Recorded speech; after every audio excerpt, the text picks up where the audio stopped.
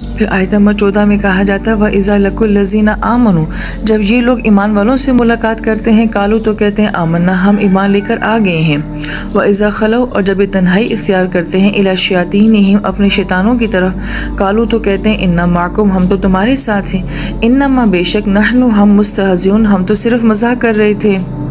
اس آیت میں لفظ جو خلو آیا ہے، جیسے کہ ہم اردو زبان میں خالی بھی بولتے ہیں، لیکن عربی زبان میں خلو کا مطلب تنہائی اختیار کرنا ہوتا ہے۔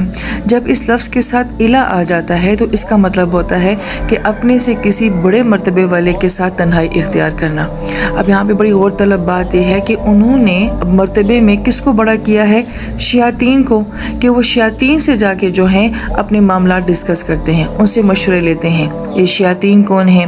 تو اس کے بارے میں جو زیادہ مفسرین کرام فرماتے ہیں کہ وہ ان کے بڑے جو ان کو غلط گائیڈ کر رہے ہیں، ان کو یہاں پہ شیاطین کہا گیا ہے۔ لہٰذا تنہائیوں میں جا کے یہ ان سے باتیں کرتے ہیں، لیکن جب ایمان والے نظر آتے ہیں تو ان سے کہتے ہیں کہ ہم تمہارے ساتھ ہیں۔ اور جب ان کے بڑے ان کو ٹوکتے ہیں کہ تم لوگ ایمان والوں کے پاس مت جایا کرو، ان کے ساتھ مت اٹھا بیٹھا کرو، تو یہ کہتے ہیں کہ ہم تو ان کے ساتھ مذاق کر رہے ہیں۔ اور مذاق کرنے کے لیے آیت مبارکہ میں جو لفظ آیا ہے مستہزئون، یہ ہزا آ سے ہے، ہا زا اور حمزہ۔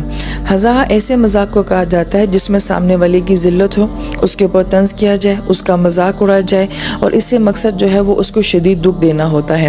عربی زبان میں ہزا الابل کہا جاتا ہے کہ جب اونٹ کا مالک جو ہے اس سے کسی بات سے ناراض ہو جائے تو شدید سردی میں اس کو باہر کھڑا کر دے، یہاں تک کہ اس سردی کی وجہ سے اونٹ جو ہے وہ سسک کر جو ہے وہ مر جائے، اذیت کے ساتھ مر جائے۔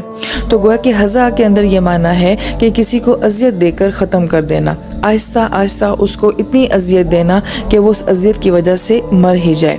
تو گویا کہ یہاں پہ یہ لفظ جو ہے اس سینس میں استعمال کیا گیا ہے کہ اس سے مقصد ایمان والوں کو دکھ دینا ہوتا تھا، ان کا مذاق اڑانا ہوتا تھا۔